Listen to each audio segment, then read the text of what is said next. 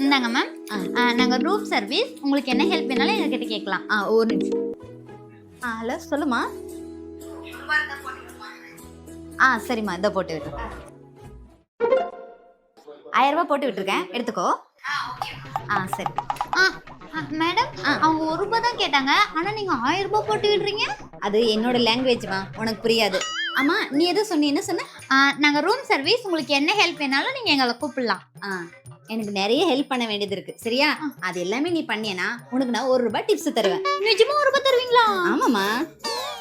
என் வாழ்க்கையில 1000 ரூபாய் டிப்ஸ் யாருமே கொடுத்ததில்ல. இவங்க கொடுக்குறேன்னு சொல்றாங்க. இவங்க நல்லா பாத்துக்க வேண்டியதுதான். என்னம்மா, ஹெல்ப் பண்றே இல்ல நான் வேற யாராச்சும் பாத்துக்கிட்டுமா? ஐயோ மேடம், நான் போய் பண்ண மாட்டேன்னு சொல்லுவேனா?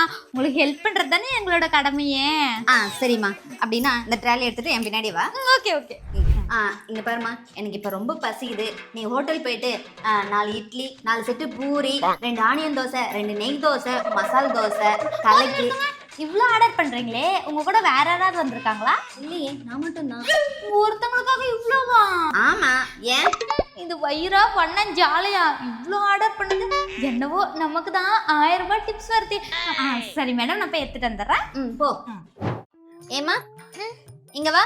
சொல்லுங்க மேடம். இங்க பாருமா, நான் சொல்றத நல்லா மனசுல ஏத்திக்கோ. நாளைக்கு நான் ரூம் வெக்கேட் பண்ண போறேன்.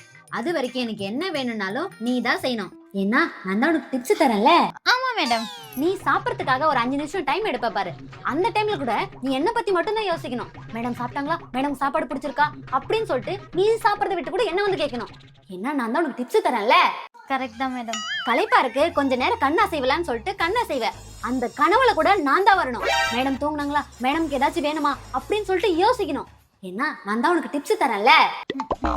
எனக்கு வேர்வை வந்தாலும் ஐயோ மேடம்க்கு வேர்வை வந்துச்சு அப்படின்னு சொல்லி டக்குன்னு ஏசிய போட நீ தான் வரணும். ஏன்னா நீங்க தான் எனக்கு டிப்ஸ் தரீங்களா மேடம்? எல்லாம் புரிஞ்சுச்சா? நல்லா புரிஞ்சு மேடம். சரி, இப்போ நீ கிளம்பு.